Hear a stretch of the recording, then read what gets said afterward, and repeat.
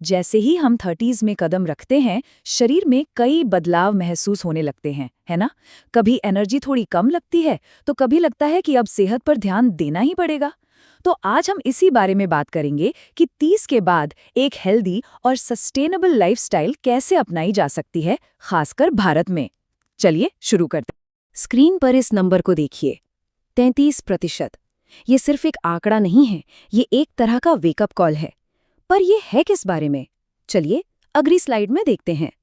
जी हाँ, गोकी की 2017 की रिपोर्ट के मुताबिक 30 साल से ज्यादा उम्र के 33% भारतीय लाइफस्टाइल से जुड़ी किसी न किसी बीमारी से जूझ रहे हैं, जैसे कि डायबिटीज, हाई ब्लड प्रेशर या मोटापा। और यही वो बड़ी वजह है जिस पर आज हम बात करने वाले हैं।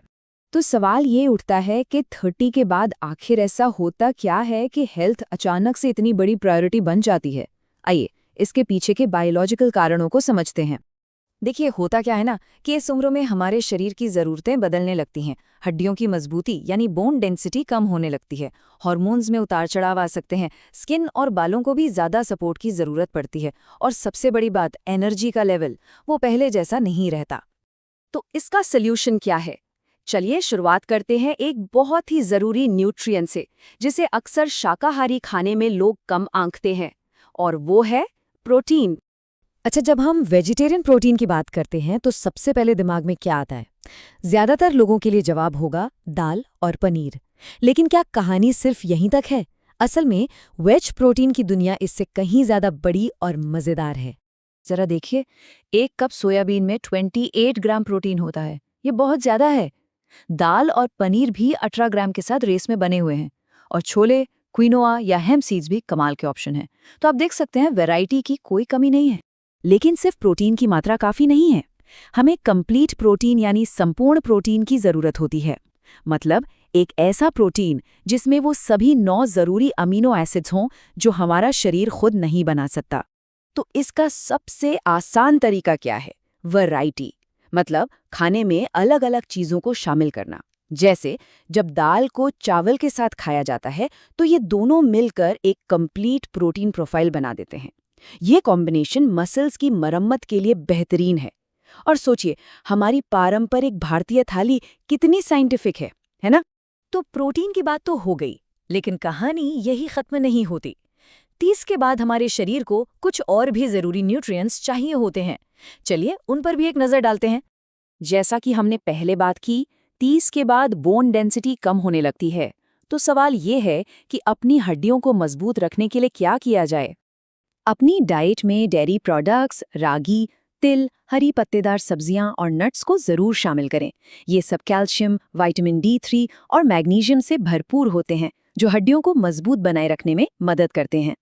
क्या अक्सर दिन में थकान महसूस होती है, एनर्जी लो लगती है? हो सकता है इसकी वजह आयरन की कमी हो। अच्छी एनर्जी और हेल्दी ब्लड के लिए आयरन बहुत जरूरी है। इसके लिए दाल, पालक, चुकंदर और गुड़ जैसी चीजें बहुत अच्छी हैं।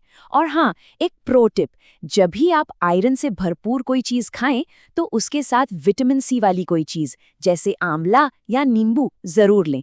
इससे आयरन का एब्जॉर्प्शन यानी शरीर में उसका सोखना बढ़ जाता है। तो खाने पीने की बात तो हो गई, ये तो हुआ हमारी गाड़ी का फ्यूल।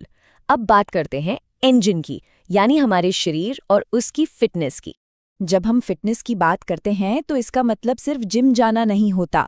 भारत के ministry of youth affairs and sports के अनुसार इसके 5 मुख्य हिस्से हैं: कार्डियो, मस्कुलर स्ट्रेंथ और एंड्योरेंस, फ्लेक्सिबिलिटी और बॉडी कॉम्पोजिशन। हमें इन सब पर काम करना होता है। और देखिए, फिटनेस का मतलब परफेक्शन बिल्कुल नहीं है। अगर एक स्टैंडर्ड पुशअप नहीं होता तो कोई बात नहीं, आप घुटनों के बल पर मॉडिफाइड पुशअप से शुरू कर सकते हैं। जरूरी है शुरू करना और फिर धीरे धीरे आगे बढ़ना। तो एक एक्टिव हफ्ता कैसा दिखना चाहिए? कोशिश करें कि हफ्ते के ज्यादातर दिन 30 से 60 मिनट की कोई भी मॉडरेट एक्टिविटी करें। इसमें स्ट्रेंथ ट्रेनिंग, फ्लेक्सिबिलिटी और कार्डियो तीनों का मिक्स होना चाहिए। चलिए अब वापस आते हैं प्रोटीन पर, क्योंकि इसको लेकर ना बहुत सारी गलतफहमियां और मिथ्स हैं। आइए कुछ सबसे आम मिथ्स को तोड़ते हैं। सबसे बड़ा मिथक कि शाकाहारियों को पूरा प्रोटीन नहीं मिलता। ये बिल्कुल गलत है। अगर आप दाल, बीन्स, नट्स, सीड्स और अनाज को मिलाकर खाते हैं तो आप आसानी से अपनी प्रोटीन की ज़रूरत को पूरा कर सकते हैं। एक और बात जो सुनने में आती है कि प्लांट प्रोटीन एनिमल प्रोटीन जितना पावरफुल नहीं होता। सच तो ये है कि सोर्स से ज़्यादा क्वालिटी मैटर करती है। सही कॉम्बिनेशन के साथ प्लांट प्रोटीन भी मसल्स बनाने में उतना ही फायदेमंद होता है, और वो भी बिना अनहेल्दी फैट के। और आखिर में ये मिथ कि सिर्फ सोया ही कंप्लीट प्रोटीन है। अरे नहीं, क्विनोआ, एमरैंथ और हेम्प सीड्स भी कंप्लीट प्रोटीन है। और जैसा हमने पहले कहा, हमारा देसी दाल चावल का कॉम्बिनेशन भी ये काम बखूबी करता है। तो आज की सारी बातचीत का निचोड़ क्या है? 30 के बाद हेल्थ का मतलब पाबंदियां लगाना नहीं है, बल्कि अपने शरीर को सही पोषण देना है, उसे नरिश करना है।